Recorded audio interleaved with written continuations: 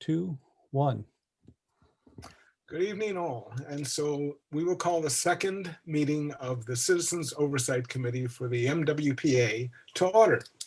The first item of business will be the roll call, and I'll do this in alphabetical order. And Larry Chu. Here. Kingston Cole. Here. Lucy Dilworth. Here. Stephen Keys. Here. Carolyn Longstreth. Carolyn. You're muted, Carol. I'm muted. Okay, we see you.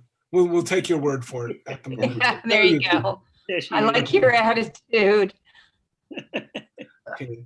The next would be me, Max Pere. Here. Thank you. Pat Randolph. Here. Thank you. And Rebecca Suggs. Is it Suggs, Rebecca? I want to make sure I get it right. Suggs.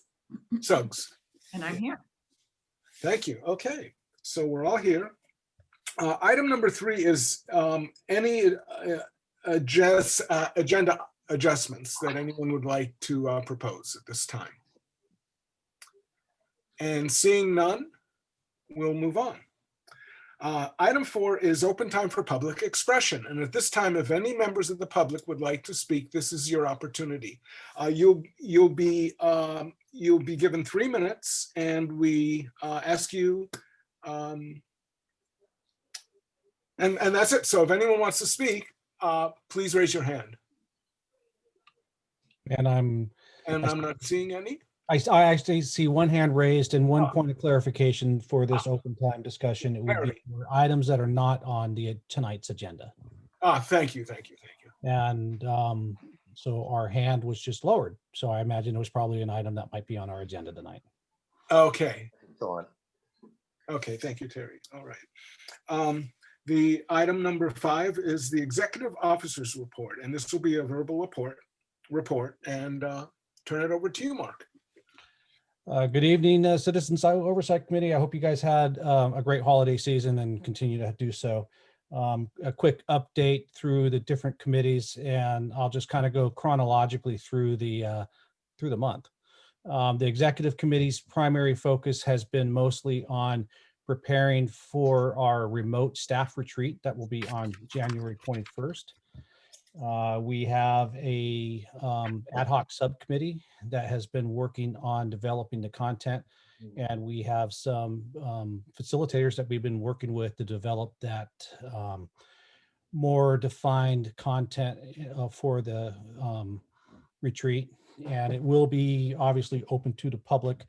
It will be done in a remote environment, and we understand how difficult it may be to stay connected and really functioning in the online environment. So we're going to try to limit it to 2 to 3 hours, knowing that we have much more content to cover than 2 to 3 hours. So we're likely going to have 2 to 3 different retreats that will all be in the public forum, but remote, so we can tackle all the items. The other item that the Executive Committee has been focusing on is primarily the ad hoc subcommittee of the board, and that is refining our questions for the environmental compliance that we've submitted to follow-up questions from the memo from Remy Moose Manley.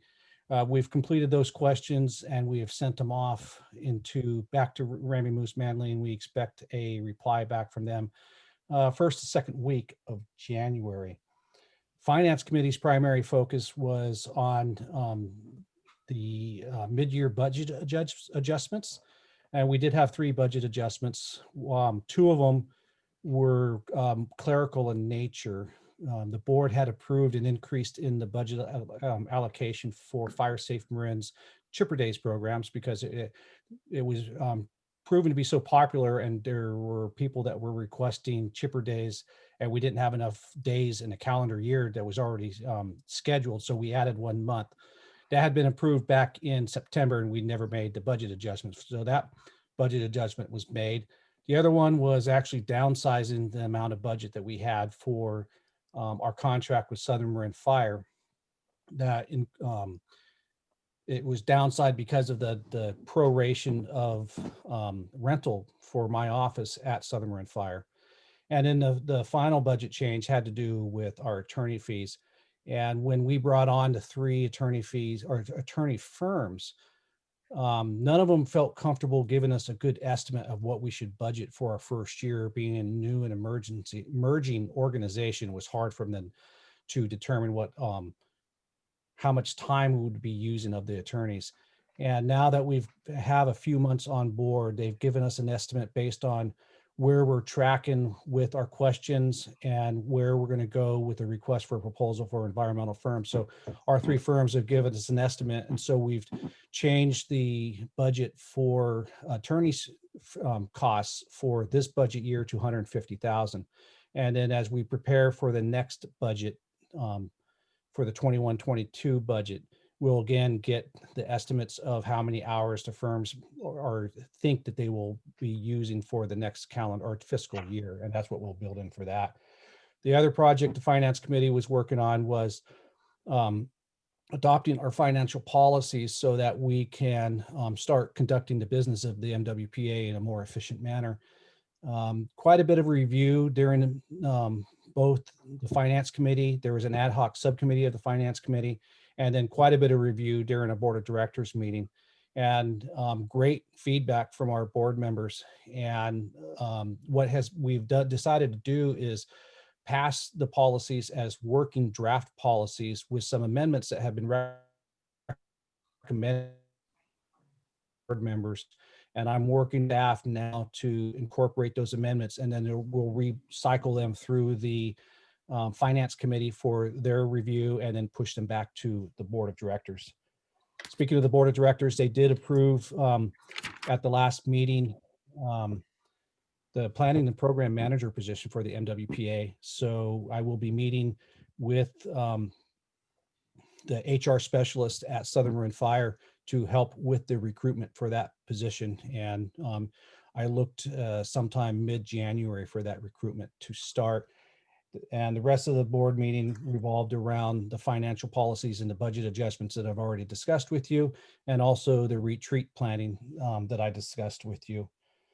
The operations committee had just met to start outlining what their mostly what their timetable looks like to develop the work plan for 21-22. And then the advisory technical committee had their second meeting where they nominated Fire Chief Ruben Martin as the chair, and Inspector Lynn Osgood from Novato Fire as the vice chair. And then they created an ad hoc subcommittee to create bylaws. And so they're about 1 meeting behind you guys in the creation of their bylaws.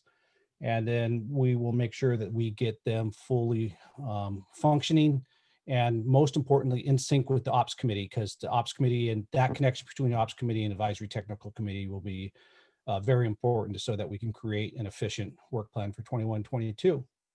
And with that, I'm open to any questions from the committee. Committee members, Stephen, please. Yeah.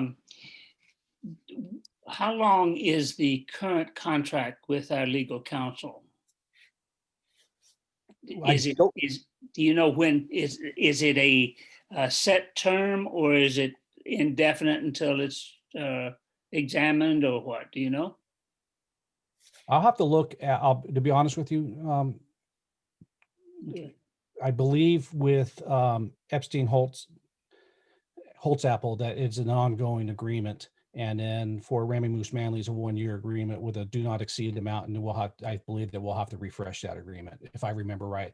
And I believe our, and the name of the firm is escaping me right now, but for our labor relations firm, I believe it's an ongoing contract. But Okay. I'll get the final answers for you and get back to you. Okay. Oh, no. Max, please.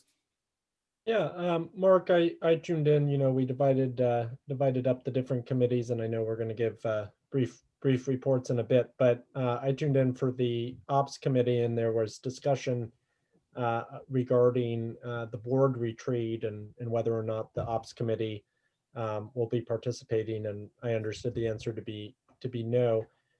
What's the nature of the board's retreat? And is the Ops Committee or other committees going to also have retreats, and how is that work going to move forward?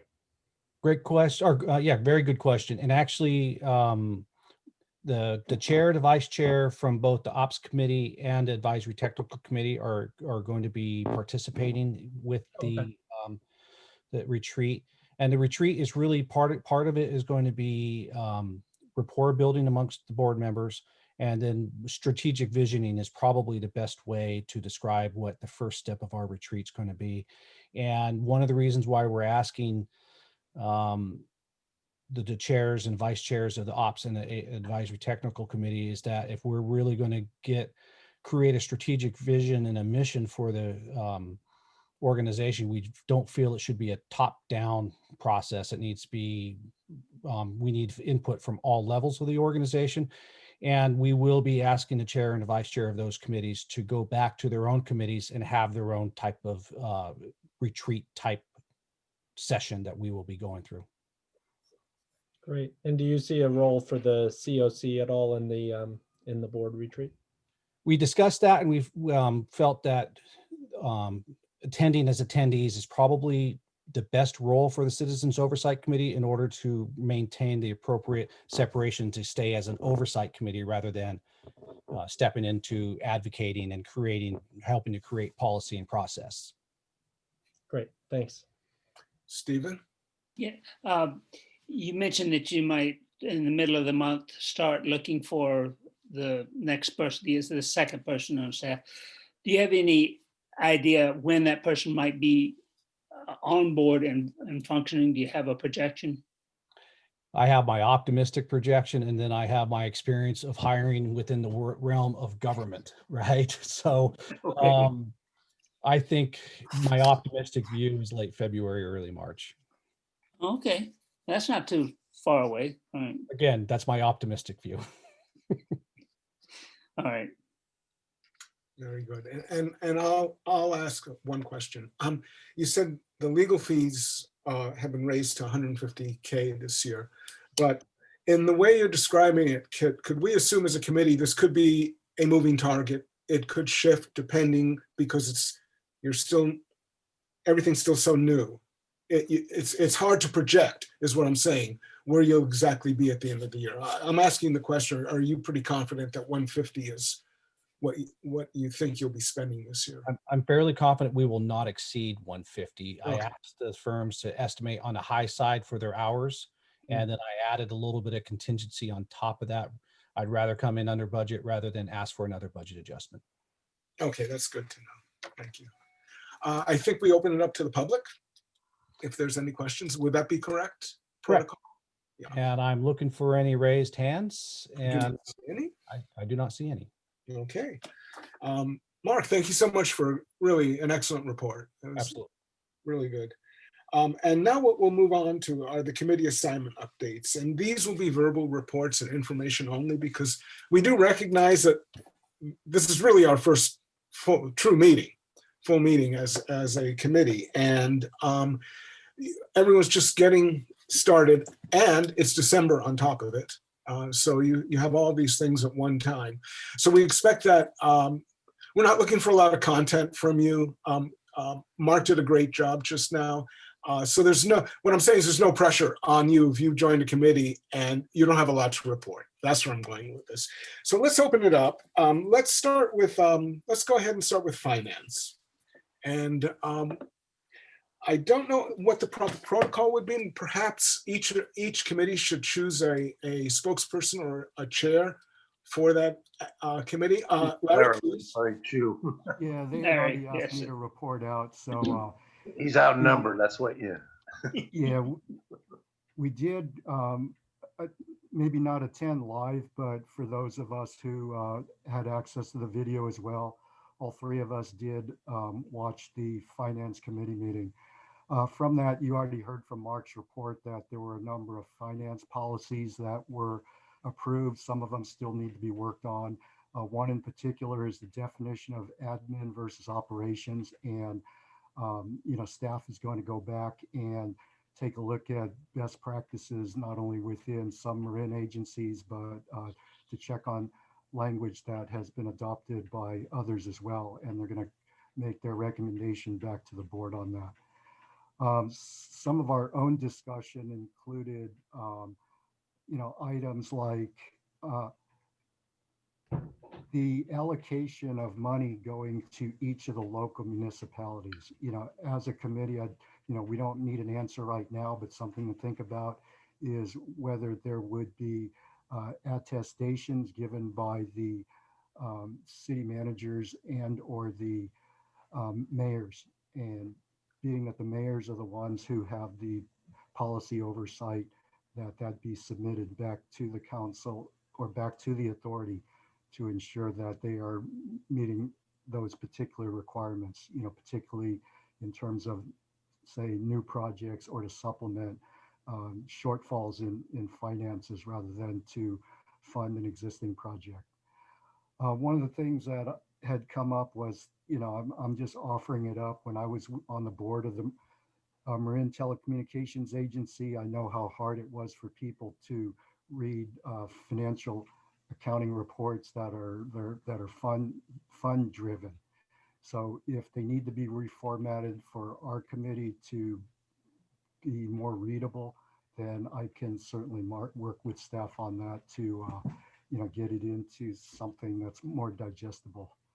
Thank you. And as a general question, we had a discussion about whether someone on our committee might be an ex officio member of the finance committee as well. And I think that goes to a broader discussion that this committee needs to have with respect to what our roles and responsibilities are. So that's all I have. If anyone has any questions or member of the public, feel free to chime in. Lucy, please. As far as the definition between versus administration versus operations, is this the key to, say, allocating who's going to pay for staff time for CEQA compliance, for example? Would that, if the program manager is going to be handling or helping the local jurisdictions with their CEQA compliance, is that going to be paid for through the administrative budget or an operations budget? Mark, I'll let you field that Yeah. one. Yeah, a very good question. And we will be building the environmental compliance as project costs. So we'll see that as an operational cost. But the work from the program and planning manager or planning and program manager, some of their, we envision a vast majority of their work being administrative in nature, but we think there could be a way to prorate it, that if they are doing something that's more operational and hands-on, then create that proration. That's the formula that we're looking to develop, and the tax ordinance language and the JPA language is very vague on that. And it says the board needs to come up with that formula. Yeah, historically with public driven projects, particularly with things like public works projects, you have a lot of people that just don't do administration and they end up out in the field. Mhm. So, this is one of those areas where, staff will need to come back with, what other agencies are doing. If you actually have somebody out there, hands-on working on a project, it could be rightfully categorized as operations. I see. Um, I have one other question. it- You mentioned that whether there was a discussion of attestations to be given by the local jurisdictions, whether it's city managers or mayors. Did they come to a decision? Was this because I think this was very much in the spirit of how we anticipated this working, that they would literally make an attestation that it was correct. Yeah, that was not a discussion at their finance committee meeting. That was a discussion amongst ours as we were trying to Right. look at some high level key things that we want to be looking at, at the beginning. I see. And, Okay. and rather We than want them to sign off at a high level. Basically, the same thing as a verification for an attorney when you file. We want somebody to be accountable and responsible to say they've looked at this and made sure it's one or the other. So, Yeah, I mean, the rabbit hole we could go down is that if there's a feeling either by the public or members of this committee that there should be some oversight by, this committee to review how that money is spent, then it's almost like we have some other oversight to do at the municipal level. I'm not sure if that's within our purview or whether anyone even wants to take it down, to the local level. So at a minimum, I would expect that, the mayor sign off on an attestation. And again, that's something our committee can discuss to ensure that, that particular requirement satisfies, the conditions of that portion of the parcel tax. Very good. Any other comments on this particular subcommittee? Larry, excellent. Thank you so much for that report. And we'll move on to the board of directors, and Lucy and Carolyn, that would be each of you. And so let us know. The floor is yours.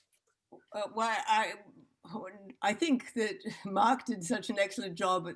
All I did was sit in as a member of the public on the board of directors meeting. I didn't have anything to add. I don't know if Carolyn does. Right, not much. Let's see. During the proceedings, they got to the discussion of CEQA and environmental compliance.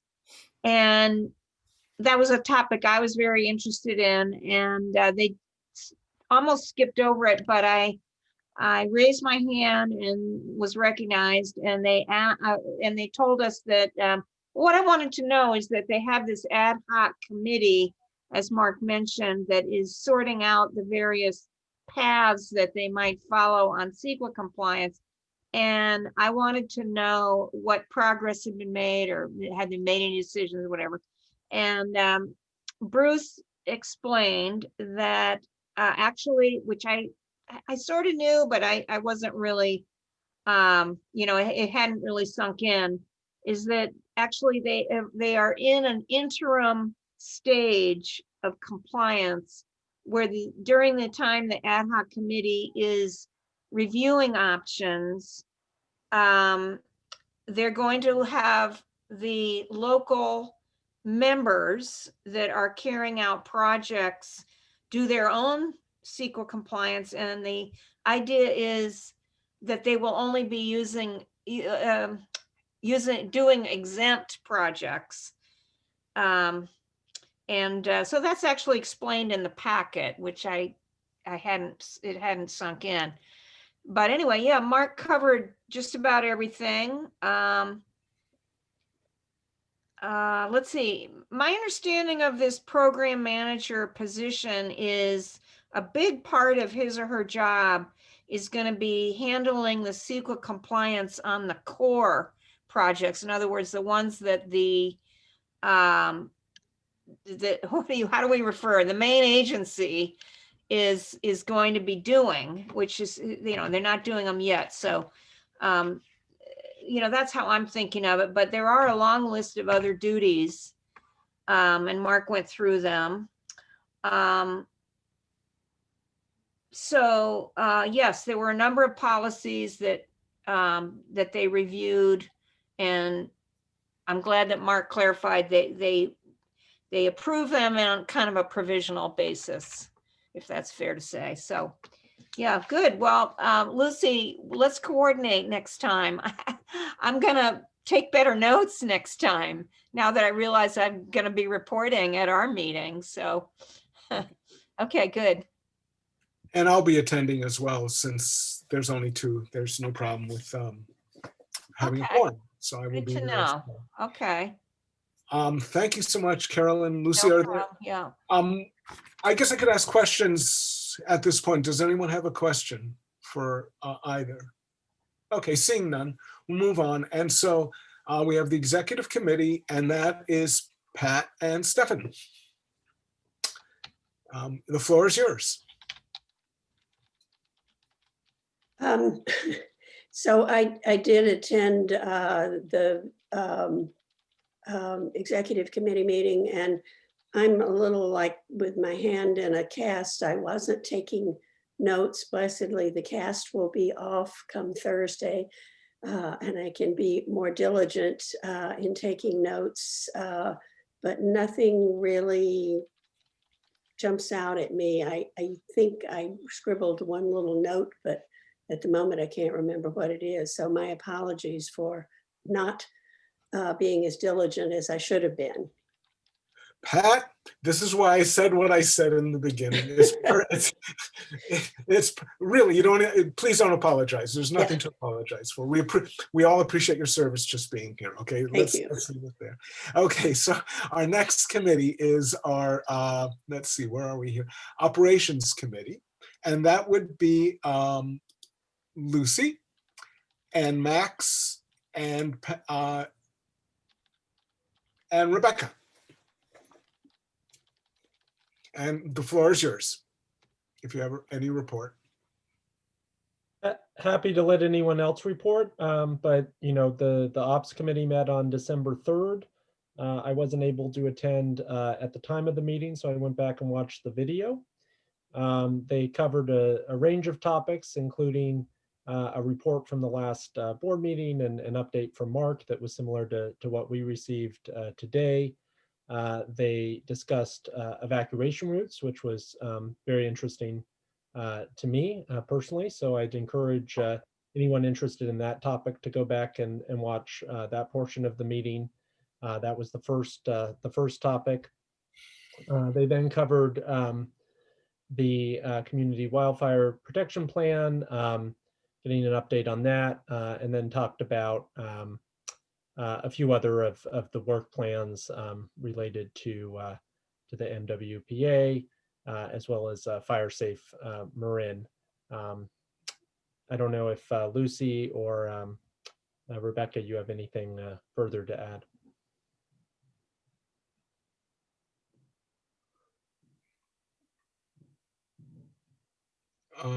Seeing none.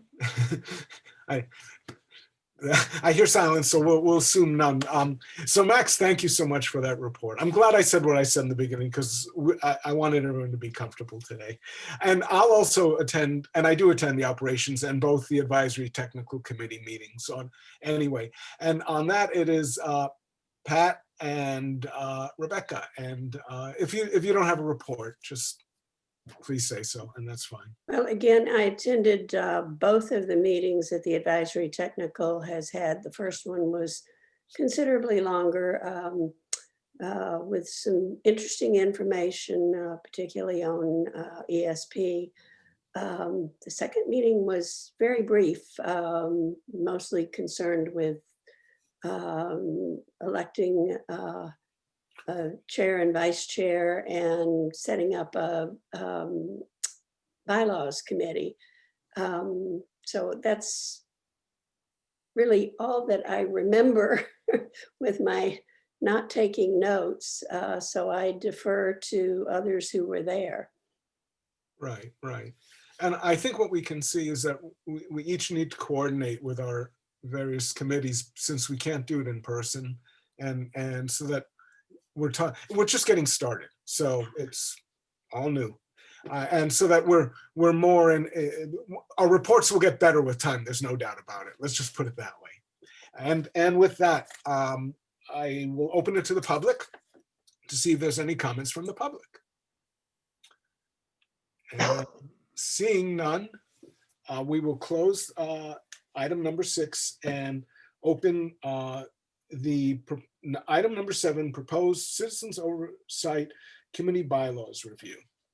And this is our ad hoc committee that is consists of Lucy, Max, Pat, and Rebecca. And what I would like to do here, unless there's an objection, is I would like to open it. Actually, we've all reviewed it, I hope, and open it to the individual committee members who are not part of the subcommittee, the 4 plus myself, to give input. And then we'll open it, we'll go back to the committee, to the subcommittee, and get feedback from them, open it for public review, and I think come back and provide some direction for the subcommittee from there. And Larry, if I may make a suggestion, Please do. perhaps we have the members of the ad hoc subcommittee actually give a little bit of background to the process that they followed to get to the draft bylaws. Not necessarily review the bylaws since you all most likely have read them, but at least get some background how they were developed. And then get the report outs or the comments and suggestions from the remainder of the committee. Yeah, I think I was thinking both ways, which way might be better. And either's fine. Mark, I will take your suggestion because I was really wrestling with it. So why don't we open it up to the committee, and whomever on that committee would like to begin. Let's try and keep it to just a few minutes so that we can really, where we should really be focusing, my feeling is where we want to go really as a committee. So the bylaws are just our framework. And hopefully we can put the bylaws to bed fairly quickly, relatively quickly, so that we can really focus on our vision for the future, our purpose. We do know what our charge is as far as financial oversight, but there's been a lot of discussion around what else we should be looking at. So with that, I open it to the bylaws committee. Thank you. Great, thank you, Larry, and thanks for setting the stage. I think good minds think alike in terms of not having us get tied into the weeds and wordsmithing, but rather look a little bit overall and then focus on the key points if there are any of disagreement or discussion. So what we have prepared today, everyone should have received in the agenda packet Mark sent out. Hopefully folks have had a chance to review it. I'm going to set the stage just very briefly, and then I'll turn over to the other members of our committee who will focus more specifically on a couple of items we want your feedback on and your thinking. I will say that our committee was very collegial, and all of the components of the bylaws that we present today were unanimously agreed upon by our group. But that doesn't mean that we aren't open to further thought and discussion and ideas that we might not have got into. I'll also say that the context of the bylaws is I think important, and we did spend some time discussing. We did meet on 3 different occasions via Zoom and had discussion over email and working in a Google Doc as well. And we talked a lot about the context of the COC and the relation to other committees that may exist at the MWPA and how we're similar and how we're different. So just to keep that in mind, that we're unique in some attributes. And with that, I'll turn over to Lucy, who will go first. She's going to talk about a little bit about that context and history of the COC and how that relates to the bylaws. And then we'll turn to Pat to talk about term limits and term limits of the chair, vice chair. And then Rebecca will talk about how COC members are appointed, and then any other items that aren't there, we can cover at the end. Mark did think it would be a good idea to get feedback on each of the items individually. So after Lucy talks briefly, then we can get input from the committee as well as the public, and then move on to Pat and go in that fashion. So Lucy? Yes, so when drafting the purpose section, Article 2, we were looking at a fairly broad set of oversight responsibilities. And I think the most significant aspect of that is that we suggested, well, rather the bylaws provide that we will participate in committee and subcommittee meetings in a voiced but non-voting capacity. Now, this is, I think, in the spirit of the model of oversight that we had always contemplated in the creation of this Citizens Oversight Committee. Speaking as somebody who was involved in the very early days of the negotiation of the Joint Powers Authority Agreement, there was some discussion at the time that the COC provisions as written in that agreement were very light. That it wasn't that they prohibited a great deal, but we felt that they could actually provide greater strength and specific requirements.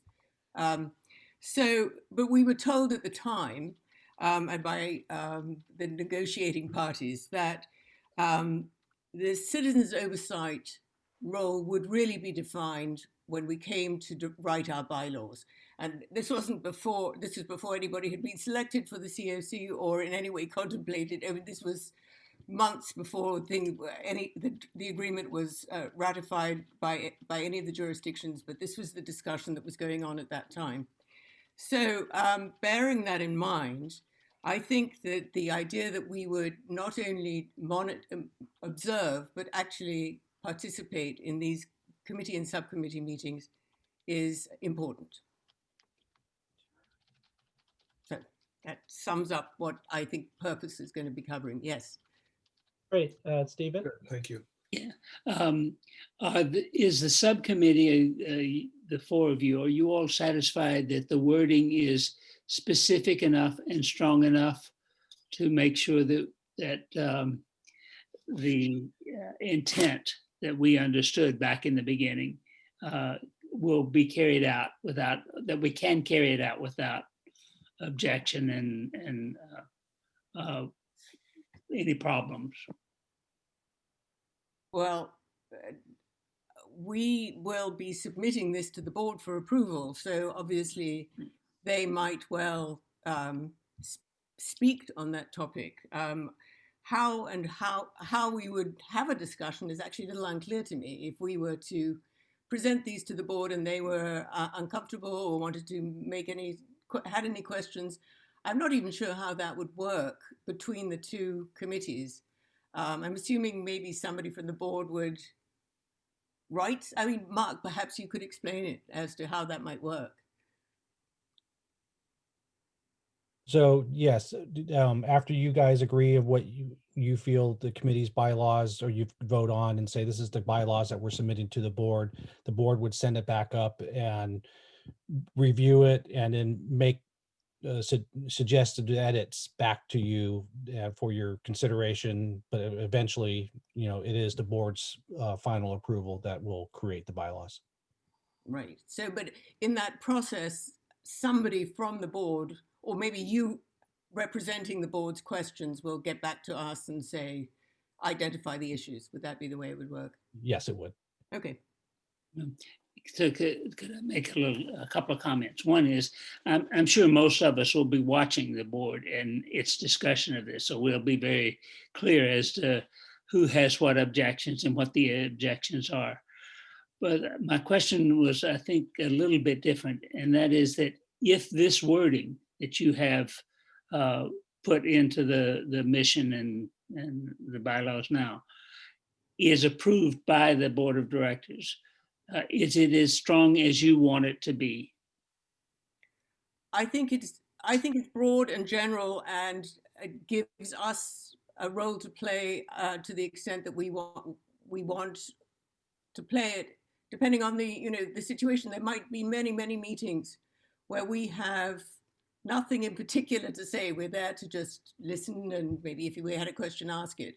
There might be other situations where we are providing feedback in a significant way, where we might be saying, we think this is, we might have some opinion, which we would then be proffering to that committee or to that subcommittee, or in order to represent the public, and which is what I see our role is.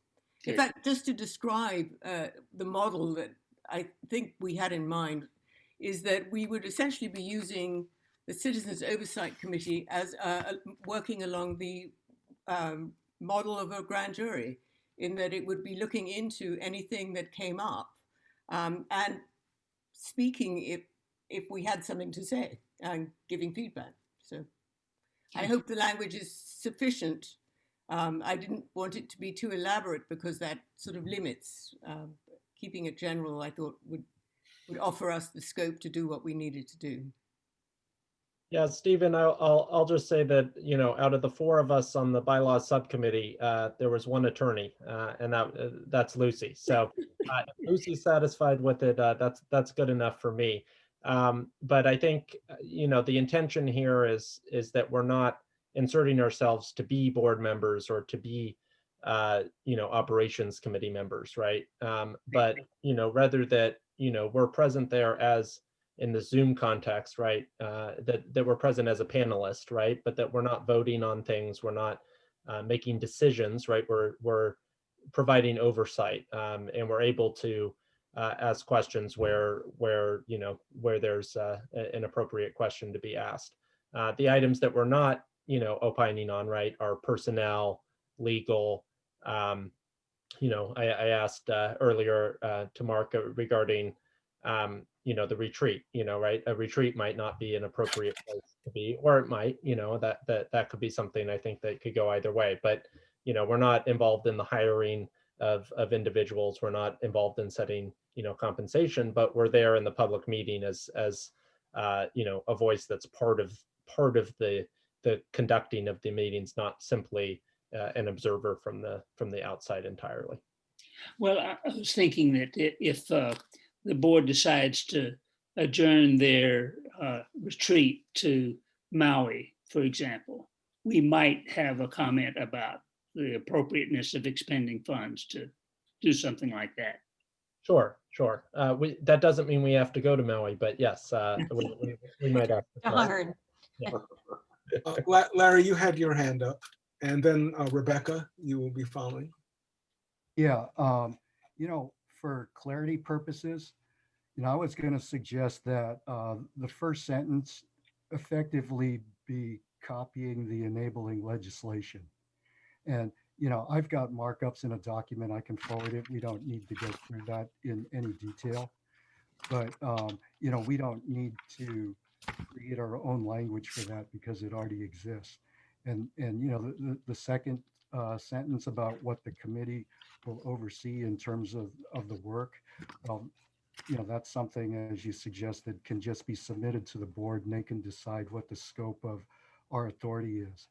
But, you know, one of the things that is probably missing as a section, you know, one of the articles, but we have fragments of it in different places in the document, is to create something for our authority and limitations. You know, so, you know, they could be such things as, you know, you've already suggested one, have only advisory powers. You know, what is it we're actually going to be doing in terms of communications? You know, I would think that other than annual reports and any communications we have with, you know, independent auditors, for example, you know, the committee really doesn't have the authority to communicate externally and should go through the authority. You know, does the committee have any expenditures? Do we have any policies on reimbursements to committee members? You know, I don't know what we have in terms of budgeting and things like that. But yeah, if we took several of the items that have to do with, you know, what our authority is or isn't, that could be easily grouped together into its own article. Very good. I believe Rebecca was, you had your hand up. Did you still want to speak, Rebecca? I was just going to ask Stephen what language he might have expected to see to be more forceful or.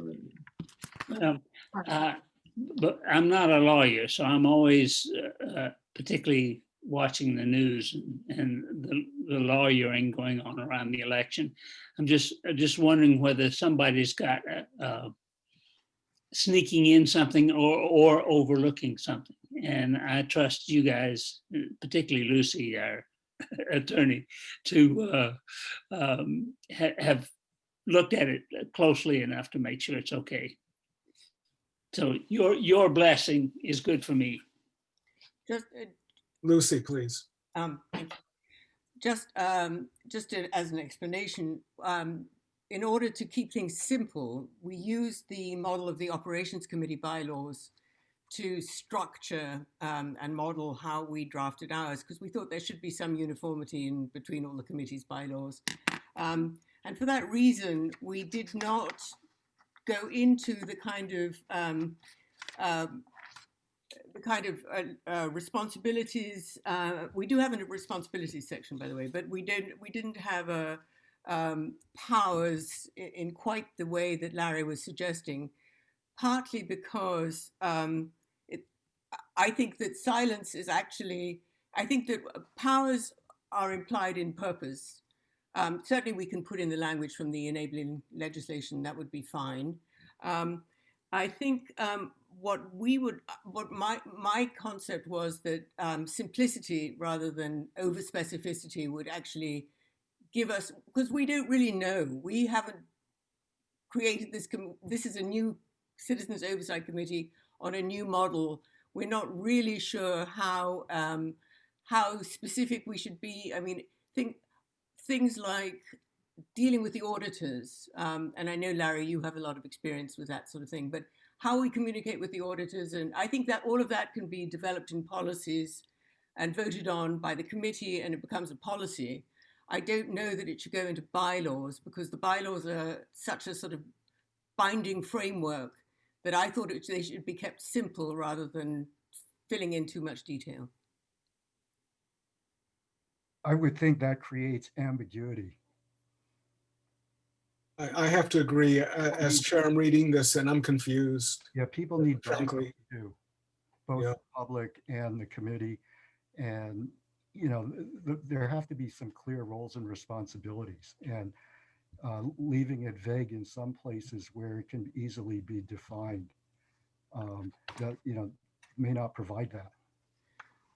So just to clarify, when you're suggesting that in the responsibility section, which would be Article 4, that we add in more specifics about dealing with the auditors, who communicates, or communications with the board, whether our powers are advisory to the auditors or treasury report. Is that the kind of thing that you were looking to include? Yeah, I mean, those were some examples. Could you send me your marked up draft, and then I can see how we can incorporate different parts of it, or we could have a conversation? Yeah, no problem. Good, thank you. Mark, is that okay, since Larry's not on our committee, and that would be a Brown Act? At this point, you guys you're addressing this as a full committee now, so it's completely appropriate. Oh, good. Thank you. That would be hugely helpful, Larry. Thanks. Yeah, and I would submit that through Mark as anybody else who has any feedback to a subcommittee. Yes. Do we want to turn to Pat now, Chair Larry? Sure, Pat, please. Next item. Did we want to get public comment on section by section before? No, we we'll turn get to public the- comment. We'll get public comment at the end. I think it would get I was too. hoping to get it on each item individually. Mark, Yeah, I think to avoid confusion, to know that it could create some confusion with the public, but if we could just say, you know, for any members of the public that want to talk about the specific items that Lucy discussed, we can go to that and then parse it out so that we kind of, you know, segment this conversation. Segment it. Fair enough. Okay. Is there any public comment at this time? And Terry Thomas has her hand up. I will move her over. Let's see. There we go. And Terry, please unmute yourself. You should be able to speak. There we go. Thank you so much. You can hear me now? We can Yes. hear. Yay. Thank you for the opportunity to contribute today. My name is Terry Thomas, and I am speaking on behalf of FERN, the Fire and Environment Resilience Network, which is a partnership between Marin Audubon Society, Marin chapter of the California Native Plant Society, and the Environmental Action Committee of West Marin. Together, we represent about over 2,500 Marin County residents. We recommend the consideration of including analysis and recommendations to the Citizens Oversight Committee's purpose and members' responsibility sections of your bylaws. In Article 2, the purpose of the COC, it identifies that part of the purpose is to, quote, review and give feedback, close quote, on the work plan. Article 4, the members' responsibility section, identifies that the COC will, quote, review and comment on detailed project and program work plans, close quote. Fern recommends that the COC also analyze and give recommendations on the project and program work plans. Some may think that this is assumed by the word feedback. However, since this is the only committee in the MWPA that has citizens oversight responsibilities, it is appropriate to analyze the work plan information and make recommendations. These aspects are important to include in the annual report that you'll produce in order to continually improve the program. We therefore request that instead of only giving feedback and comments, you also analyze and make recommendations. Thank you. Thank you so much, Terry. And with that, any further public comment? Seeing none, Pat, we'll move on to you at this point. Thank you.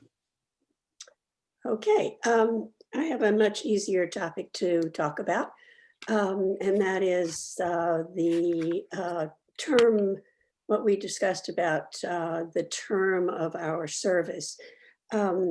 We, looked at 2 years, 4 years, but there are 9 of us. If we divide it up equally, a third of us would go off each year on a 3-year term. And that seems like a long enough term to understand what we're doing and our responsibilities. The only sort of catch to this is, as we know, this ultimately has to become staggered, so that if we went for 3 years, it would be 3 people going off each year, 3 new people coming on. And to kind of solve the problem of not having 3 people who will have less than a year, we thought that we would start the term with July the 1st of 2021, since this is all startup time. So what we are proposing is that there be a 3-year term, renewable, I believe one-time renewable, but the clock would start running this coming July, and through some kind of lottery that Mark would hold, 3 people would get a 1-year term, 3 people would have 2 years, and then 3 people would have the full 3 years starting on the July 2021. So open to questions on that. And then let me take questions on that, and then we'll talk a little bit about the term for the chair and vice chair. So questions on 3-year term, comments? Well, seeing none, Kingston, please. Yeah. I'm on an alternate on the TAM COC, and I'm wondering, why did you consider bringing in alternates to back up? I mean, each one of the members, so that you would have a continuity. You can move. Maybe they move right in. If I draw the short straw 1 year, but my alternate can come in and then continue the work, subject to the board approval. Did you consider alternates? Is all I'm We saying. did not consider that. It's certainly something that we could consider. I mean, I don't, as an alternate, I'm not at TAM, I'm not allowed to say anything. All I can do is sit there, all right, and listen, all right, unless the other cost member is not there, then I move into his position, so. Kingston, quick question. Is it a given that you will replace that member when that member's term ends? I think it is with TAM, simply because of the specificity of cost as a taxpayer representative. And I still think it's nevertheless, I had to go through a vetting process and be approved by the board initially as an alternate. My guess is I would still have to be approved again by the board, all right, when Paul Primo, who's the representative now, leaves. There's always going to be a board approval no matter what. Well, that's something certainly to think about, and we on the bylaws committee will certainly take that into consideration. It builds your institutional memory. That's the big thing. I'm learning all the time. I may not be able to vote, but I certainly am learning about the organization and how it operates. And assuming that I move in, it's much more convenient and it's much smoother for the organization. Okay. All right. Kingston, can I ask a question on that? When you participate in the TAM Oversight Committee, and presumably it's on Zoom in today's world, are you a panelist like we are on this meeting, or are you not viewable? No, I'm viewable. No, I check in with everybody else. Yeah, but just once the meeting starts, and it's zip. I can't say anything. Okay. So you're neither voice nor vote. That's correct. I'm just shining and smiling and trying to stay awake. Notes. Yeah. Well, thanks for the suggestion, Kingston, and we will ponder that and Okay. talk about the pluses and minuses. Any other? Yeah, Pat, I do. Kind of playing off what Lucy said earlier about being conservative. I think the conservative approach is at this time, not to set term limits, but to have an understanding that the committee comes back in 24 months or 36 months, takes a good hard look at our bylaws and decides then. We'll have a better feel for this. I'm concerned about institutional knowledge. There's two sides to this. One is to move people off the committee, but the other is the value of institutional knowledge, getting to know specifically the runnings of the MWPA and of our areas, each one of our specific areas. And it may be to the public's benefit at this time, not to come up with these, what are really, in a way, arbitrary 3-year, or 2-year, or 4-year, or 5, whatever, and leave it open-ended. And we'll be in a much better position to make decisions a little later as to how we think terms should be handled. I think a flaw in the thinking right now is we're going to have a 1, a 2, and a 3-year service here. And in some cases, I'm looking at you and you're all really valuable to this, and to lose you after 1 year because we want to have staggered terms earlier may not be in the best interest of the public. This is why I'm suggesting let's leave terms alone for now. Just leave it open-ended. We can always come back. That's the advantage we have with bylaws. We can always come back. And as I'm suggesting, we come back specifically. We say, when we sign off on this, we plan to do a review in 24 months or 36 months and see if we need to change anything in the bylaws. And in the meantime, if we need to tweak something, that's always very easy to do.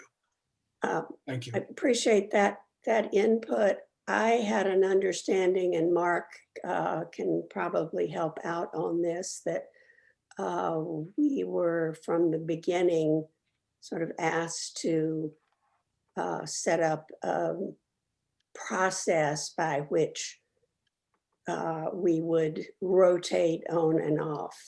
I don't know if that's accurate or not, but Mark, do you have? It was discussed with the ad hoc subcommittee for the selection of the COC and tabled to put to the COC to make that type of determination. Okay. Maybe a very light suggestion, and I emphasize light suggestion for term limits based on other COC past practice, as an example. Good to know. Thank you. Thank you. Carolyn? Well, this discussion makes me realize that we probably, unless I overlooked it, we probably need another provision on amending the bylaws. We need a procedure and, how we would go about doing that. I believe it's there. Oh, That is was it? the question Okay. I asked Lucy early on, and Okay, Lucy, good. I being just a good overlooked it. attorney, So has my bad. included something about amending. It's Max, 11. and then Larry. Yeah, Larry, I shared your concern about institutional memory. You know, we debated the merits of having 1-year terms for everyone, 2-year terms, 3-year terms, and 4-year terms. In the end, we all agreed on 3. And I just wanted to clarify, I mean, I think there's merits to all of them, right? Including none, right? But just to clarify, people could get appointed for a second term. So someone could, you know, and it is a year and a half until the first cycling off. So theoretically, someone could leave after a year and a half, or they could be renewed. So then they would be here for actually 4.5 years. You know, I don't know how people are thinking in terms of their terms. I know on our bylaws subcommittee, there were members out of the 4 of us who didn't envision being on there for more than a year or 2 on the COC. So there may be folks who actually, you know, would jump in to being only on for a year and a half and then cycling off. I liked Kingston's idea of alternates as kind of a solution to the institutional memory. That's something none of us brought up that I think is a great suggestion. But I think it makes sense to have some term limits and put it in place. You know, we could talk about 4 years. The problem with 2 years and 4 years is that we have 9 members, right? So then we get into kind of these, you know, it's like 4 and 5 that are cycling off. So that's one of the reasons we went with 3. You know, I kind of feel you leave it to natural attrition in the beginning, and then it makes it much easier. Larry, you wanted to speak. Yeah, I mean, if there's a concern about continuity and institutional knowledge, I think it's already built into the existing language, because if a person is been given a 1-year term and they don't want to serve next year, they're going to go off anyway. But it's already written that there's a minimum of 2 years. And the part that's not real clear in that, and you can interpret it 2 ways. I mean, at the end, say if I got a 1-year term and I served another 3-year term, at that point, I haven't served 2 3-year terms yet. You know, so one could argue that I might be able to serve 7 years, but you're going to get at least the opportunity to have 4. So your continuity and your institutional knowledge will be there if the desire is to have term limits imposed. Okay, sort of second part of this term limits was the discussion we had of the leadership of the committee, the chair and the vice chair, and looked at what we came up with was 6-month terms, so that we spread the burden and the responsibility around. That if assuming when you kind of get going on everybody having 3-year terms, that would mean 6 people on the committee would have an opportunity to take on that responsibility during the term. And I don't know much more to say about that, I guess I open it up to questions and comments from the committee. Larry? Yeah, if you're going to go with 6 months, I would suggest having the vice chair rotate into the chair's position, because that is one place where you do have an issue with continuity. That's what a mayor and vice mayor does. I mean, a lot of people just think that the vice mayor all of a sudden becomes mayor. No, they've been working together as a team so that at the end of one full cycle, that they can just step right in and take over. And for us, one full cycle is really a year, because that's our reporting cycle. So if you happen to drop one person at the end of 6 months, you do need to have that continuity. So that would be my only suggestion is that, Excellent suggestion. yeah, if you go to 6 months and that's what we agree on, that, you know, you have this automatic elevation of the vice chair into the chair's role so that, you know, you can pick up where one person left off. But I think something's being overlooked here, and that's that we have to come out with a report, and you're going to want to change chairs. You're going to have 2 chairs, in other words, for one report, and one chair should complete a cycle, a 1-year cycle, whether I'm chair or someone else's chair. I've not heard of a 6-month cycle before. This is the first time I've ever seen this. Maybe other committees do it. I think it's very unusual. But you really want continuity from each one of us. Any one of us can be chair, but it's just the idea that you're going to do this at the same time you're going to release a report just seems like no one's really responsible. One person's responsible for half the year and the other person's responsible for the other half of the year. To me, it doesn't make a lot of sense why you would shorten it from 1 year. In addition, I would like to see continuity as closely as possible to the other committees. That includes the bylaws. You know, what I would have really asked, and I take responsibility for this as chair. You know, I don't think we gave you as the committee enough time. I don't think we realized we needed something in by the 22nd, I think it was, to mark. That really shortened the time, and it is December.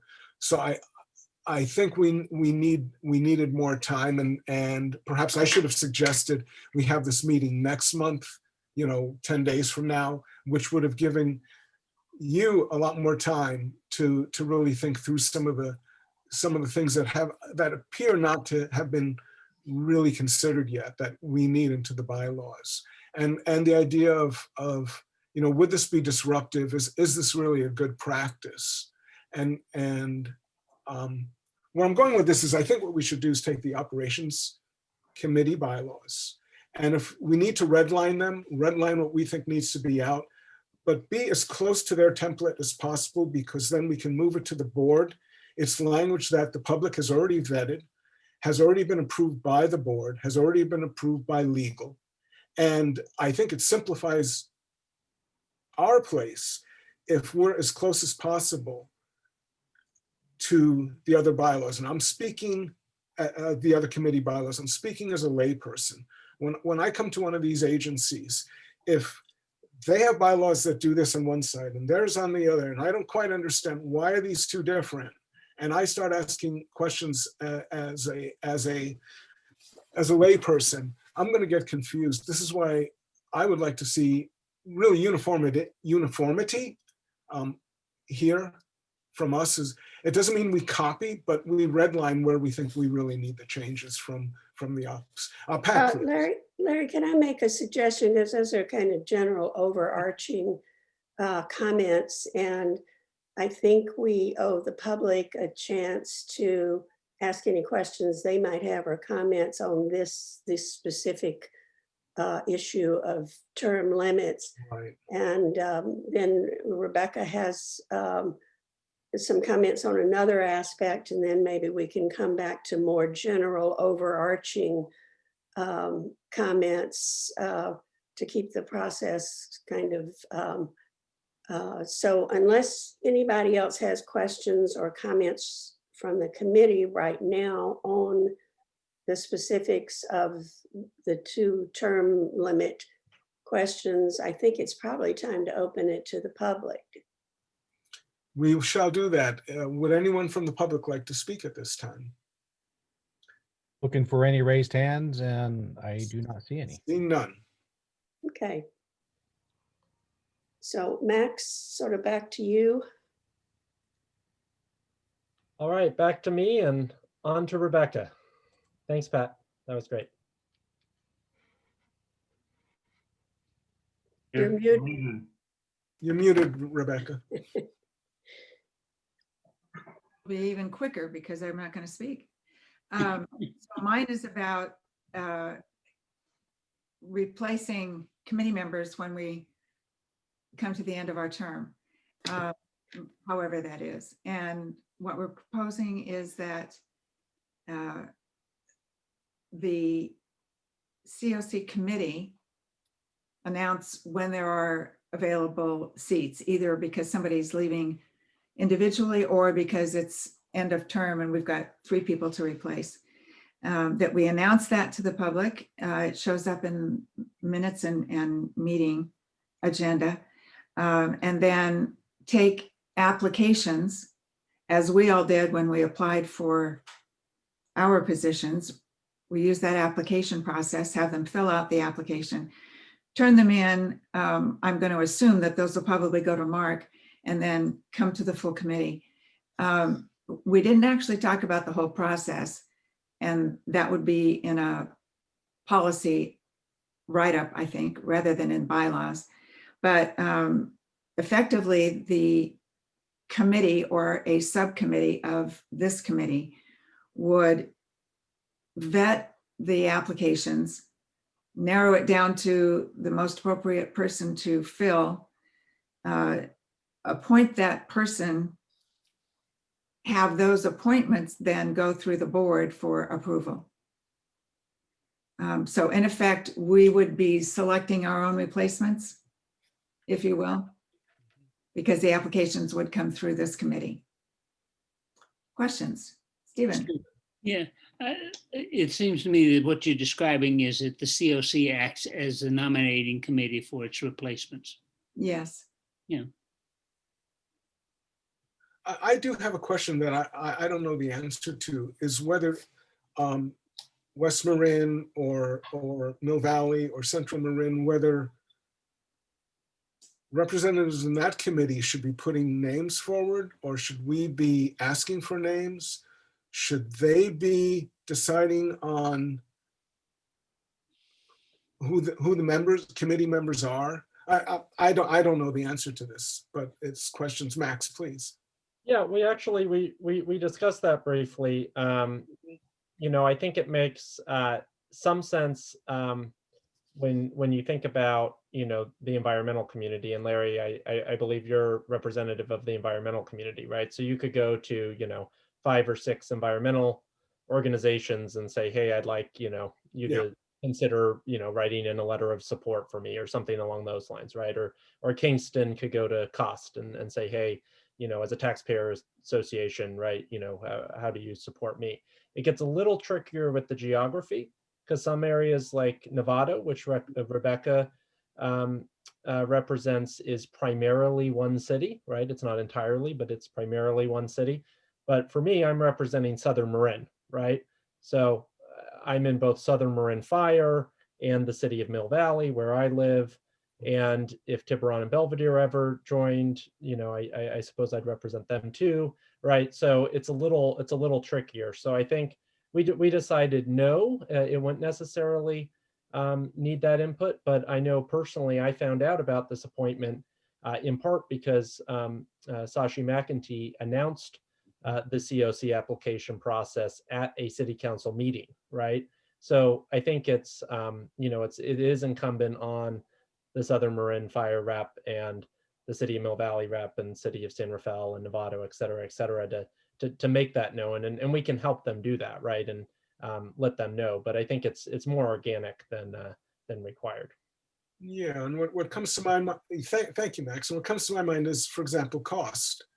I don't think COST wants us picking their representative. I think they want that power to say, we have Kingston, but now we want the next person. And I don't think they want us in the position of vetting their representative. And so I'm looking at everybody, and that's where these questions start coming up in my mind. How do we do that?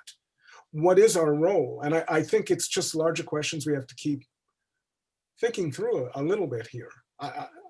That's an excellent point. It's interesting with COST, because COST, I believe, is one of our only taxpayer association Marin, but we could theoretically have 15 taxpayer associations, as we do with the environmental community. So it gets a little tricky there. Right? Yeah.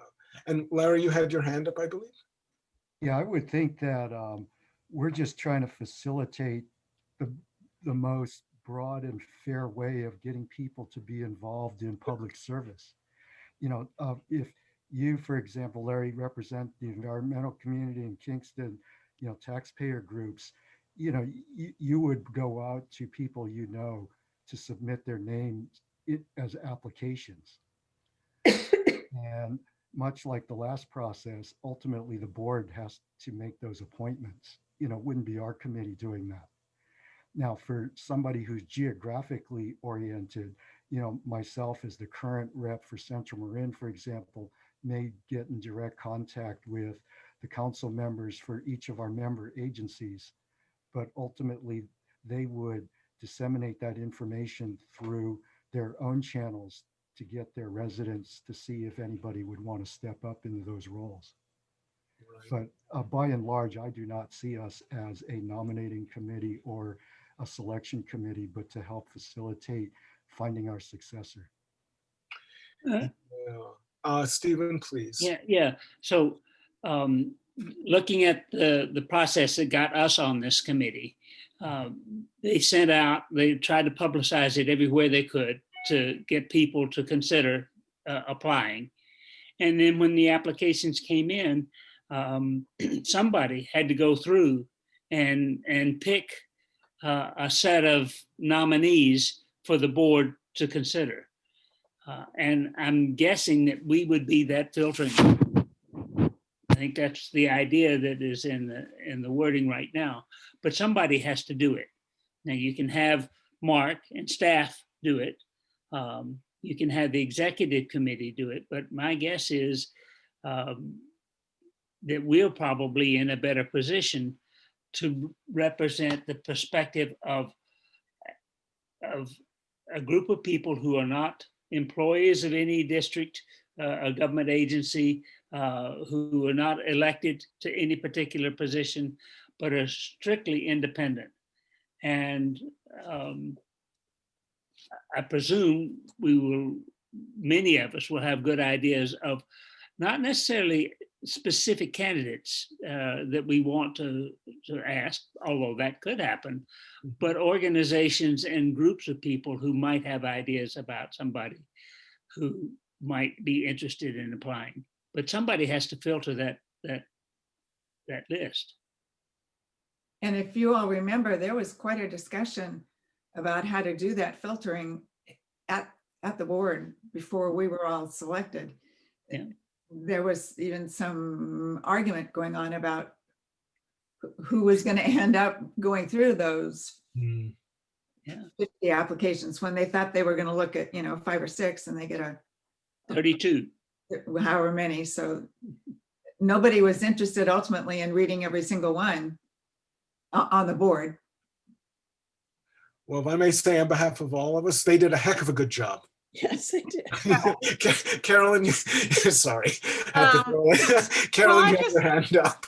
I just wanted to state my agreement with Stephen that we're going to be the most knowledgeable about what this committee is all about and, the qualifications that would be important. So I think it would be fine. And as he also says, other groups, they're all busy with lots of other things and we'll be invested in the success of this committee. And so I think it would be fine for us to, review. Now, how we go about recruiting applicants is another thing. But once we have the applications, I think it would be fine for us to review them. Very good. Okay, I'm glad we're having this discussion because I was just scratching my head about this one actually. So with that, any more comments at this point? And we can open it again to the public if there's any public comments. And Belle Cole, please join us. Mark will switch you over, Belle, so wait a second here so that you can speak. There you go. Belle, you'll have to unmute yourself. I am unmuted. Yes, you are. Hi, everybody. See some good friends. I listened and I'm here because of, in some ways representing ESP, but actually more looking at the role of this committee. And I just wanted to make a few comments on the purpose and the responsibilities. It just seems to me that maybe you have explanations as to why you're going to be involved in these committees and why you're going to be commenting specifically on the work plans and all the details that represent the work of the JPA, all these different committees. Why do you want, what is the theory of getting yourself so involved in what they're doing? I mean, you want to be oversight, you want to know what they're doing, you want to see materials that describe what they do, you understand it, but you seem like you really want to delve in at a level that I find a little, just a little bit too much from the point of view of you're so few people, and it's a lot of work. And why do you feel it's necessary to be that informed about at the level of detail that you're talking about? I just, that's my question. Well, And thank you. there's no way, I mean, you're not supposed to answer the questions. I'm just, you were reading my mind. But yeah, what I but can, I just think that there is something about it that you might want to reconsider a little bit about the, especially under responsibilities, just the list of things, and then if it gets added to, it'd be even more. So somewhere you need to have a further explanation as to the rationale for that. So. and I was going to say, this is almost like a working group this evening. And if anyone wants to respond to Bell, I see no problem with it. We don't have a lot of people waiting to speak. Larry, and then Stephen. You know, one of the discussions we probably should have had before the bylaws is about our specific roles and responsibilities. I mean, through legislation, we know what our role is. Okay. And then there are certain things where we know our role is not. But there's this fuzzy zone in the middle. Like, I do not feel competent, nor have I ever perceived it as being my role in this committee, for example, to be looking at individual projects and trying to determine if that is the right project. You know, we're not a technical advisory committee. You know, we're looking at it, for example, to ensure that if they select that project, that it is done in accordance with whatever we do in order to make sure that they're spending the money properly. So, you know, to me, there's a fairly broad line there. There's a big line there, you know, but there are some other things that we discussed where it's undetermined because it was never stated as it was, you know, mentioned by, you know, Lucy in the original legislation. So those things need clarification. But one of the things I think we need to agendize is to clearly know which buckets that we can place what our roles are and what they are not. Stefan, you wanted to? Yes. An example where the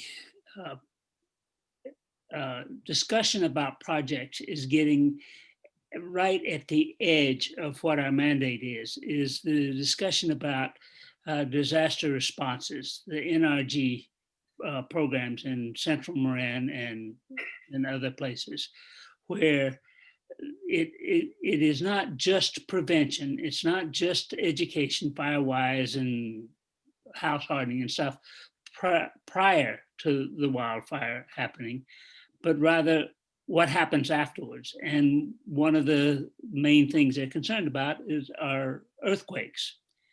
Not totally unrelated to wildfire, although a fire could start because of an earthquake. In any case, the whole preparation part about NRGs sounds good. It's something that has a fair amount of support in the community, but it doesn't feel to me like it's really clear that the legislation setting up the MWPA permits that.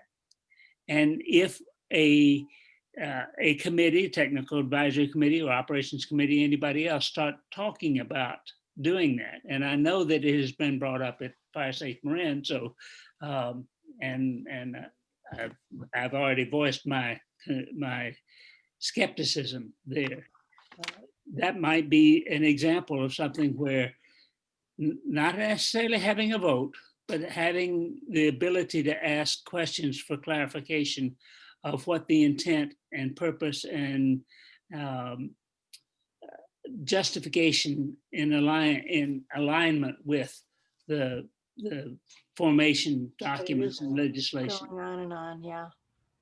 So anyhow, that's Bill. That's why I think there's a need for us to be able to ask questions, not just as people from the public with our 3-minute limitation, but as people who don't have a vote, but can speak and ask questions in those meetings. Thank you, Stephen. And Lucy, and then Carolyn. Okay. One of the ways in which the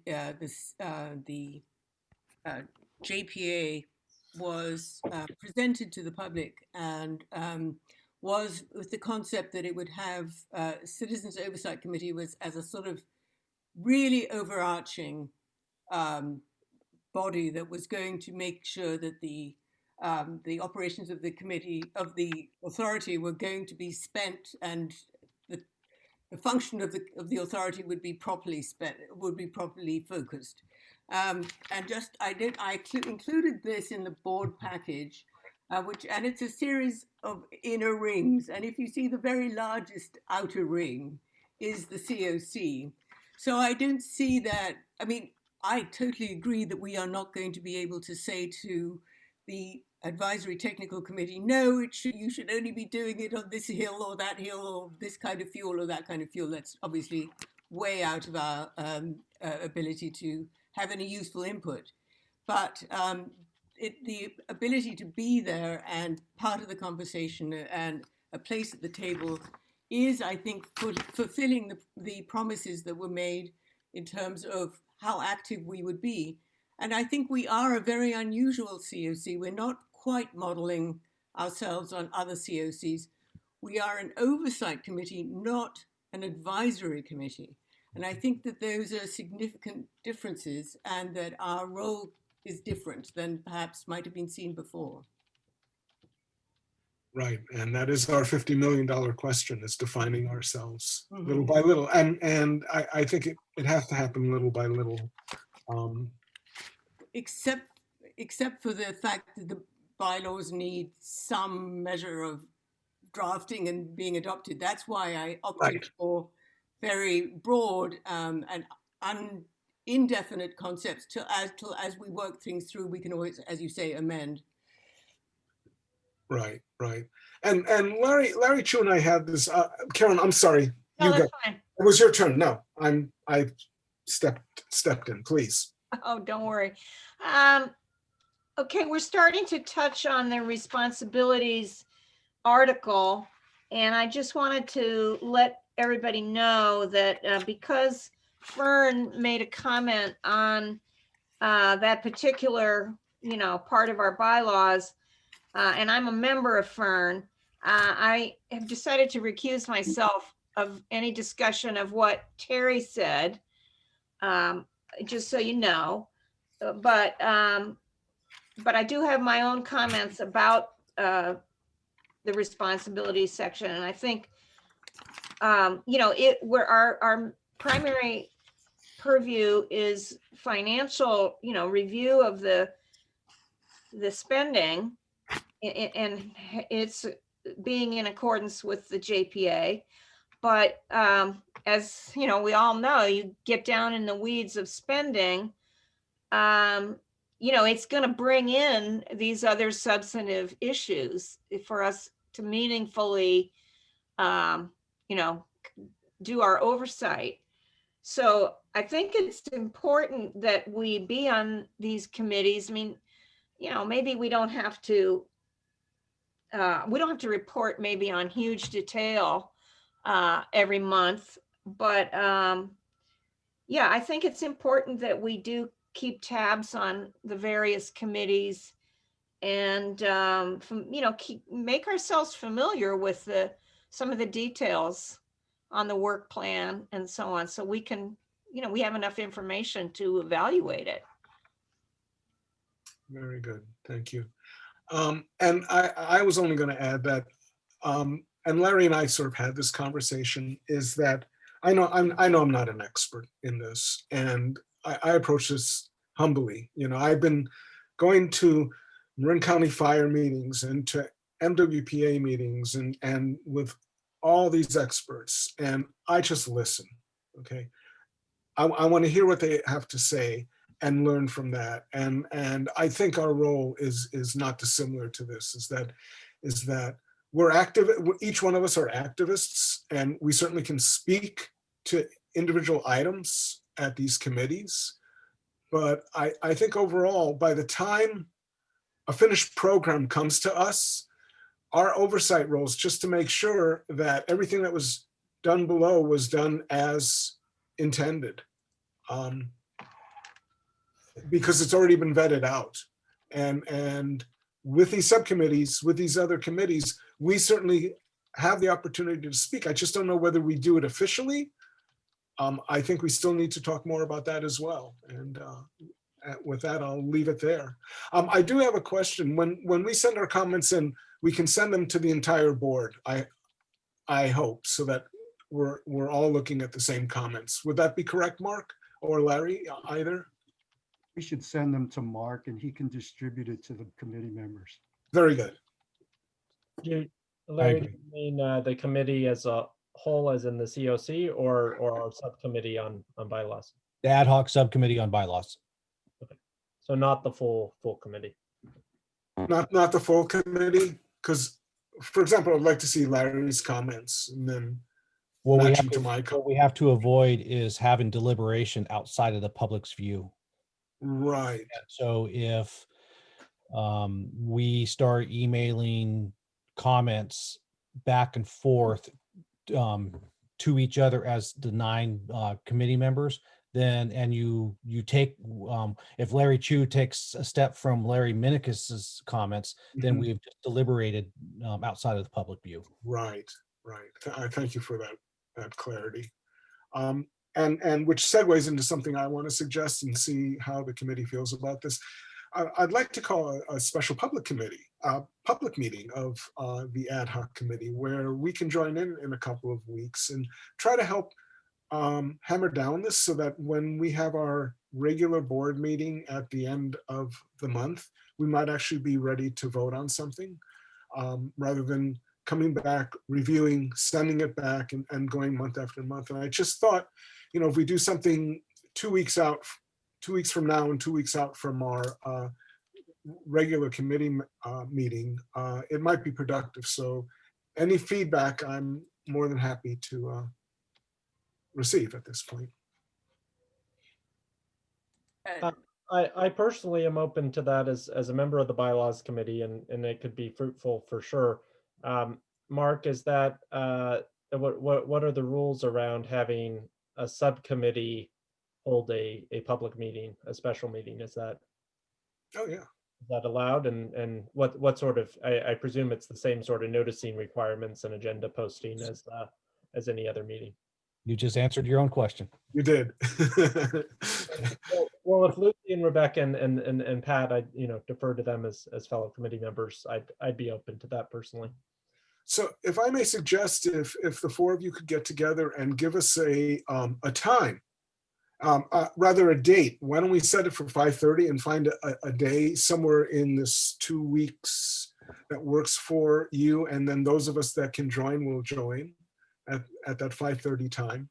And yeah, it could be fruitful, as you said, helping us knock this out. So Larry, if I may, please, Mark. I want to clarify what your thought is. Are you asking for a special meeting of the entire committee to I'm deliberate, asking, or a public meeting for the ad hoc subcommittee to deliberate? Yeah, I'm asking for a for a public meeting that allows committee members to join. So there could be a quorum there. It doesn't necessarily have to be the entire committee. It would be best if it was, so that we're all working on this together. That is what I'm thinking, actually, Mark. That would be a special meeting. Yeah, A a special special meeting meeting. of the That's right. I would view this as a special meeting of the entire committee. Okay. Okay, that's how it would be. Yeah, thank you. I'm not always sure how you, that's why I'm glad to have people that know these little details. It's very helpful. I think we reopen it to the public at this point. Am I correct? Yes, if you guys are done with the questions of the last component and the general questions, yes, time to go to the public. And I'm All right. looking for any raised hands, and I do not see any. Do not see any. Very good. And with that, we'll bring back the item, and I guess we should give some direction to the committee. And the next step would be for some of us to send our notes in. I know I have a number of small individual items I want to cover, but it's probably better to send them in than discuss them here one by one. It's probably the best way to go. And I'll look for any other comments at this point before we close this item. Rebecca, please. What question? I need a little bit more clarity around this special meeting. Right. So all of us would be getting together, open public meeting like this is. Mhm. Then, if I'm understanding correctly, we're looking for like a working session to work on the bylaws. Correct. So that we're really close to where we want to be when we go from deliberation to action. Hopefully at the end of January. I think it'd be the most efficient way, and I'm really open to anyone suggesting otherwise, to getting the bylaws pretty much completed in a timely fashion, so we can really start to focus in on our purpose. And so a working session in this environment would, if I'm following this thought correctly, would be we take the comments that we're going to be getting in email, and the subcommittee would meet, put together a new set of, or a revised set of bylaws, and that becomes the beginning of what the discussion, or that becomes the foundation for what the discussion is going to be at the special meeting. Right. It's a way to shortcut so that we're not going into the January meeting and we're having that discussion then. We're having that before our January meeting, so that our January meeting our regular meeting can be very productive. Got it. Yeah, that's the idea. So. And Larry, if I may have been a little bit too quick to say that there were no hands raised. I guess There is. we have to get a little bit of time to work around through the logistics of Zoom. So we do have Bruce Bartell, and I will be allowing him to talk. Bruce, if you unmute yourself, you should be good to go. Thank you, Mark. Following along what you said previously about conducting business outside of the public view, there have been many of us that have been trying to get the board to also have their subcommittees conduct their business in the public view. Again, not full Brown Act, but at least the ability to observe, and also to observe recordings of these meetings. And I was really disappointed that the COC's first subcommittee meeting was not something that was made available for public view. I would hope that this group would lead the example of making the conduct of their business open to the public.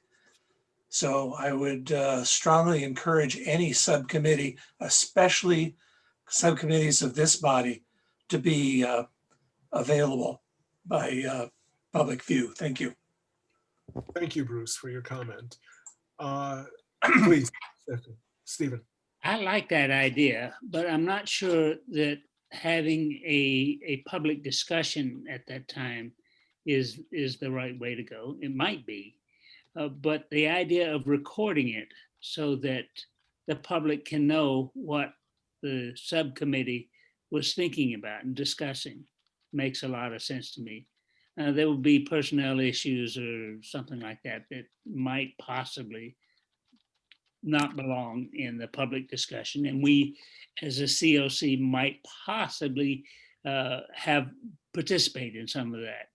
But in general, most everything that we're going to be looking at is basically something of interest to the public, and at least having the public being able to know what we are worried about, questions we have answered and or not answered, things that we want to get more information about, I think would be a good idea. So I support Bruce in that. Thank you, sir. Are there any more comments? With that, Max, was your hand up? Yes, please. Sorry. I just wanted to, is the public, is there anyone else's hands raised? I can go afterwards. Oh, you can go, Max, please. Just wanted to ask a clarifying question to Mark. You know, I'm personally open to that idea raised by a member of the public. If the bylaws subcommittee meets in the next, week and a half, right, as we're taking all of the great input that you all provided today and may provide subsequently written down, right, and we're preparing for our special meeting, right, that it sounds like we're going to hold in a couple of weeks. If we record the Zoom meeting, I think it would make sense to use the MWPA's Zoom, right? So it's not one of our personal Zooms. And that, then the MWPA has that recording and puts it somewhere on the website so it's viewable, right? And I just wanted to ask Mark if that's, possible. And I'd hate to have, Mark have to join every subcommittee, but is it possible to somehow facilitate it where it's not, super onerous on the staff, but actually gets to the nature of this of being open and transparent? The very simple answer is yes, we can make that happen. Okay, right. So we would just write to you then and say, hey, Pat, Lucy, Rebecca and I are meeting at, we've been meeting like on a weekend afternoon, right? We're meeting at 3:30 p.m. on Saturday, we need the Zoom then, that sort of thing. And I would simply set up a link for you guys specific to you. And then we can allow for the recording. And if you wanted the public to be able to watch as attendees, we could set that up. Or if you wanted just to have the meeting and then share the recording afterwards, then we could do that as well. And it since it would be a ad hoc subcommittee meeting, we would not be bound by all of the limitations or the parameters of the Brown Act. And also I would not have to be attending. I might have to jump in real quick to get it started and pass off the host to one of you and then jump off. Great. Okay, I'm gonna be a pain here. Okay, so we have this public meeting. It's the four of you. If we sit in on it, does that violate the Brown Act? I don't know. If we're sitting in and we're listening, we're not participating, we're just listening. But now there's 5 of us or 6 of us. At this, my question.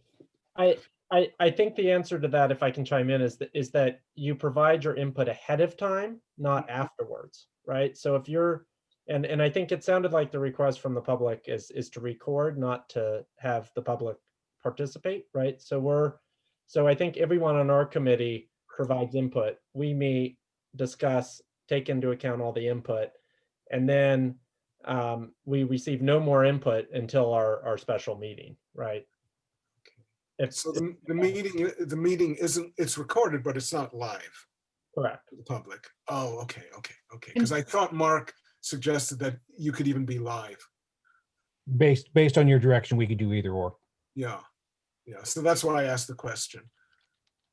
But if we do go live and tell people they can dial in, then we're in violation of Brown unless. Yeah, that's what I'm, yeah.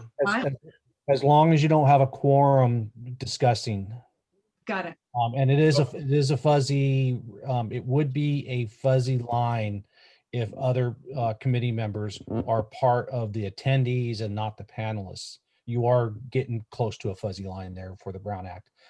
Well, I think that's what stepping right over it, but that's just me. Would be, my advice is to be cautious and on the Cautious. conservative side of Yeah, following. cautious. Yeah, this is why I brought it up. Thank you. With that, we are ready to close item number 7. And with no further comments, the item is closed. Number 8 is information items. At this point, I'll open it up to the committee if you have any extra information items you'd like to add. And seeing none, it's your typical coming to the end of a meeting time. My only information item is let's look at 2020 in hindsight now and move forward, folks. The next item is members' requests for future agenda items. Are there any requests? Good. Okay. Lucy, you had your hand up first, and then we'll go to Kingston. I would like to put on the agenda that we discuss is exactly the topic that we were just discussing, which is the public's ability to see the operation of subcommittee, and this obviously it would apply to the COC, but more specifically, when a working group, a subcommittee breaks out an ad hoc committee from the operations committee or any of the other big committees, I know that members of the public would like to be able to at least observe what happened. Obviously, not participate. It's not a Brown Act meeting as such. But if there were a recording and the recording were stored somewhere, I think that would fulfill a transparency role. And that would be something I'd like everybody to discuss. And maybe we can make a recommendation to the board about that. Very good. Thank you so much, Lucy. And so noted. And Kingston, please.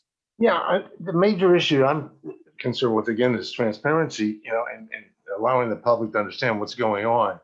And I'm going to be more specific about it because I've been looking at the relationship, the ESP situation, which is up on the website, and trying to understand how that works and how the public can understand how the firefighters are negotiating, talking to with the various environmental groups. And to me, it's opaque. We have no understanding of when you're meeting, when you're talking, what you're talking about, any of the things. And to me, it's the most important issue that's going on right now. Okay. And I think that what I'm suggesting is that we have a subcommittee delve into this and figure out what the hell is going on, all right, between the parties, and work it out and understand it and make sure that the public then in turn can have access to it. That may be just recording meetings. It could be a whole bunch of different things. But to me, it's such a big issue. We've got to deal with it. All right. That's so I'm suggesting we have a subcommittee to look at the relationship between the firefighters and the ESP and how we can make that public. And very good.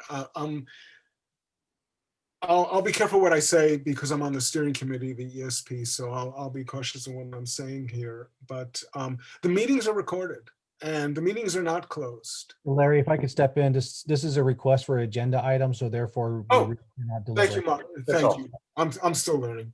Yep. Forgive me, folks. Okay, thank you for that. Okay, so noted. It will be on the agenda, Kingston. all right, thank you. And feel free, we can discuss offline as well. Okay. There's nothing wrong with that. I'm happy walking by my house or whenever. Happy to discuss the item with you. I'm going to get 3 other members who'll come visit. Okay. No, you're not. And you better be wearing masks if you do. 3 or 4 of us, maybe 5. Okay, are there any more items for a suggestion for the agenda? Okay, folks, we beat the 2 hours. Oh, Larry, please. I'm so sorry. No problem. Just want to go back to my prior comment. We do need a discussion about what this committee is going to do or not going to do, so we can hone in on the areas that remain fuzzy and try and get that clarified with feedback from staff and the board as well. Okay, very good. Now, what I can do, and I can ask Mark's help on this, is to take your comments and put it into agenda item. But if you have a specific way you would like it verbalized, put on the agenda, please send your suggestion. May not be exact, but we'll try and be as close to your suggestion as possible so that we're accurate on the agenda item. Fair enough? Very good, very good. And with, oh, go, please. Kingston, did you say something? No, I thought we should make, I was making a motion to adjourn, but maybe. Oh. Okay, do we have a second? Second. I'll second. Okay. We have more than 1 second. With that, thank you all. This was a really good meeting. And Okay, good. So you'll let us know about a special bylaws session and so on. yeah, and you come back to us with a date or a couple of dates that work for the subcommittee, and then we'll set up the agenda for it. Thanks so much, and everyone, Happy New Year. Yeah, Have a right. wonderful Same week. to you. Yeah. Ciao. Happy New Year. Ciao. Bye. Take care, everybody. Larry, thank you for chairing your first meeting. Yeah. I was a little more prepared this time, thank goodness. Okay, with that.